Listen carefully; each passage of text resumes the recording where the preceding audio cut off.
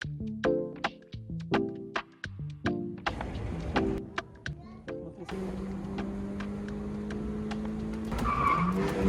проблем завел със 140. Летището сме и ще пътуваме с Лаврага. Нека нашето пътуване започне сега. Положението е лещичко.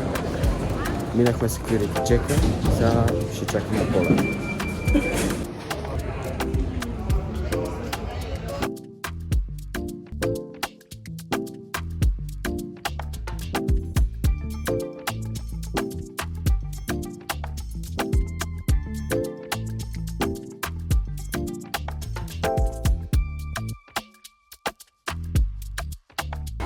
Слезах там в самолета, имаш малко турбуленция.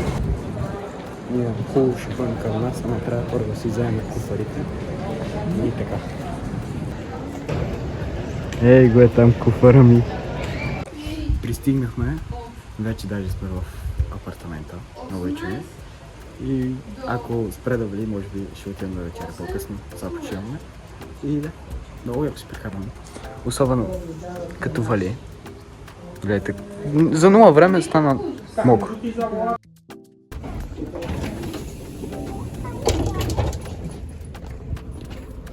Сега ще смениме транспорта. Чакаме тази 17-ка.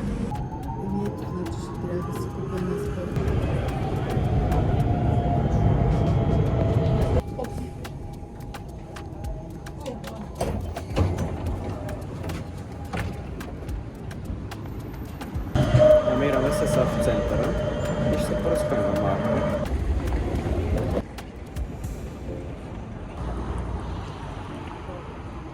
Ние отиваме да, по това високото нагоре. Това е опашката за влакчето, което ви казах. И че ще катериме нагоре пеше. Не.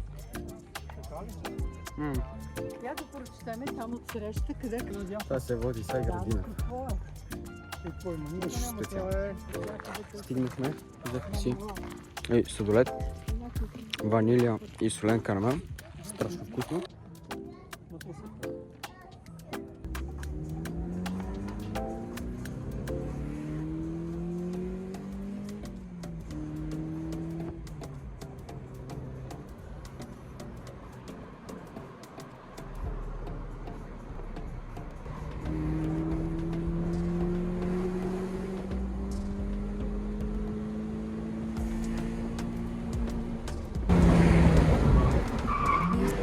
Значи дойдохме до центъра да вземем едно суши.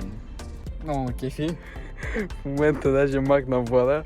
Чувствам се в такси 2, ако сте виждали оная сцена, ще я сложа, ще се опитам да я намеря и да я сложа. Как маха Влана, абсолютно също направи. Тъй че колата е много яка, свети отдолу с такова муцка.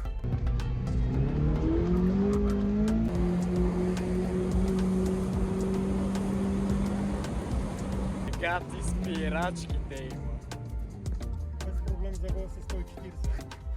Ако то може да има и със 170, ама не искам да такова. Тук е много яко, така синьото се вижда.